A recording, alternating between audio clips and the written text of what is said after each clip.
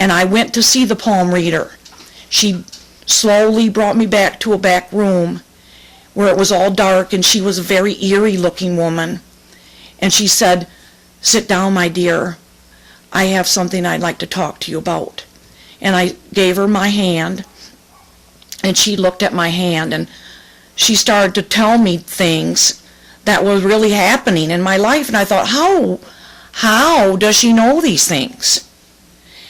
How does she know that I'm looking for a husband? How does she know I'm dating this certain man? She said something to me that stuck in my spirit, or in my mind, not in my spirit, because I didn't know what that was. In my mind, she said to me, "You're going to come into a lot of money." And the first thing I thought, wow, I can use a lot of extra money. You know, I could buy this, I could buy that, I could do this with that, and then, well, I'll tell you why I think she said that. Then she said, there is some trouble in your future, but I can't go into it. I don't think it's good for me to tell you. There's some terrible things that are going to happen to you in your future, so you need to be careful. And I took it as, whatever. You know, I always drive home drunk, and nothing ever happens to me. So, and nothing's happened to me all this time. And I think Jesus still loves me, because I do pray when I come home and say thank you for letting me get home okay. But I was living two lives, and you can't live two lives. If you either live your life for God or you don't. And then you live your life for the world and for the devil. And I was living my life for the world, but yet I wanted a little piece of God to keep saying, "Forgive me, Lord, forgive me," but yet I keep going out and sinning.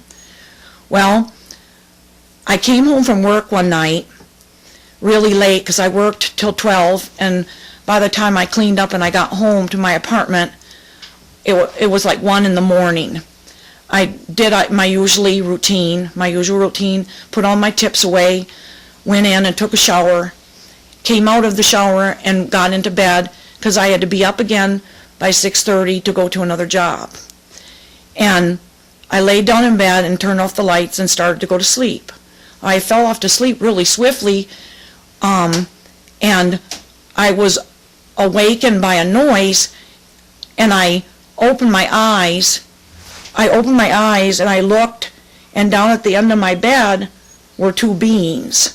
And I kept saying, "Who's here? Who is that? How'd you get in here?" And I couldn't move because something was holding me down. Slowly, whatever it was, lifted me up from my pillow and pushed me up against the wall, like a movement like this, and held me against the wall. And I couldn't move, and I kept saying, "Who are you? What do you want?" And there was a person in white and a person in black. And at first I thought it was somebody I worked with, because I kept looking like this and rubbing my eyes, and I kept thinking nobody's there. Then the person in white kept going, this waving and smiling at me with the most serene smile and a happy face. But the other person was, I know to this day, it was death. It was death standing there, because I could see no face. It was just a black face, and it was so real that I could see the material of him with his head down, going like this, shaking his head. And he kept shaking his head like this, and the angel the person in white kept waving and smiling. And then, just like that, I was laying back down, and they were gone. And I got out of my bed, and I turned on the lights, and I said, "Whoa, this is weird." I checked my window, I checked my doors, and nothing was there. I thought, this is really strange. And I thought, I'm overly tired, I'm working too much. So I took it kind of to heart, because it kind of made me nervous and scared. And then I thought about that palm reader lady that told me that something might happen to me. And I thought, well, I wonder if that's what was going to happen to me.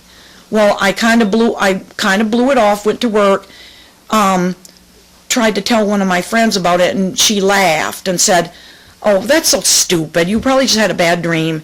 It's okay." And I did go out and party, and then I was leery, but I still kept going out and partying and doing wrong and doing bad. Okay, the night that I decided to go out and meet the Marines with my girlfriend, and this is really strange because you don't know me, but if you know me, I'm a person that's always late. I never show up on time, even to church. I'm always a few minutes late, getting into church even. So I was always late when I went to pick up my girlfriend. But this night, for some odd reason, I was on time, but a little early than on time. And she came out to my car and said, "What's going on? You're early. You're never early. You're always late." And I said, "I don't know." We both looked at the little clock in my car, which I remember, it said 8:38. And she said to me, "What's going on? Why are you so early?" I said, "I don't know." Well, she brought a bottle of rum in the car and a 6-pack of beer, because we usually would drink rum and then drink at least 3 beers apiece before we went to a club. We decided to go over to Dunkin' Donuts and each get a Diet Coke because we wanted to pour rum into our Diet Cokes. And usually I have a lot of rum poured into my Diet Coke because I liked it a lot. But for some reason that night, I told her I just want a little bit in my Diet Coke, and she said, "Why? You always drink more than me." And I said, "I don't know, I just feel like I should only have a little bit tonight because I'm driving."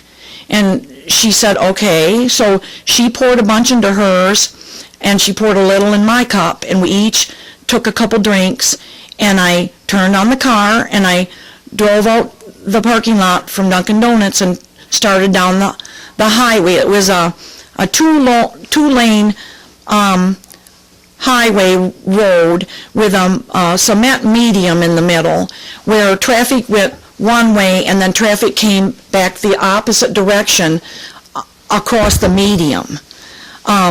So I was driving towards town to go to a club.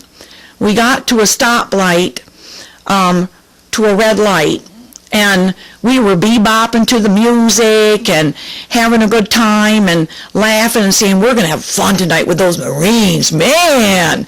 We're going to dance and drink and party."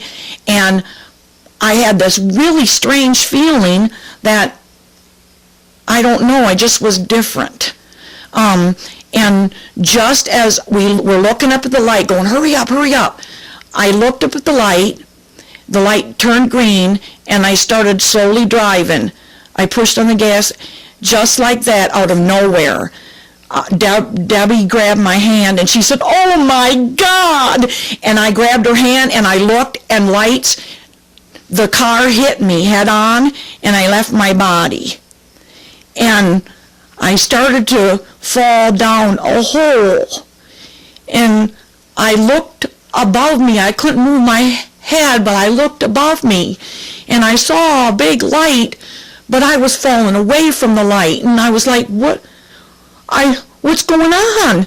I started to go faster and faster down this big tunnel, and I kept trying to turn my head to look around, and as I was falling, the light was getting smaller, and I couldn't really move because I felt like it was the tunnel was small, but because the sides were black, I thought it was like just a small hole I was falling into, and just like that, all these hands kept coming out of the blackness, grabbing at me, trying to pull me in, and I kept going, "I don't want to go yet, I don't want to go yet, please don't let me go."